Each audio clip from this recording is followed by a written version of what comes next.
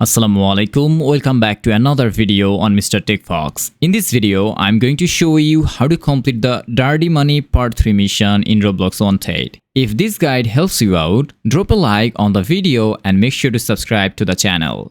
Completing this mission requires a bit of luck and constant attention to the bank. You need to keep an eye on which vault type is active. If it is the Sapphire Vault, heading into box office will spawn the Sapphire Files for you to seize. If it is Ruby Vault, you will find the Ruby files inside that same office instead. When you look back inside and see the vault door color is bright blue, that indicates a Sapphire Vault is active, meaning the Sapphire files are ready to collect in box office. On the other hand, when the vault door color turns red, a Ruby Vault is active, giving you access to the Ruby files. And box office is located right here.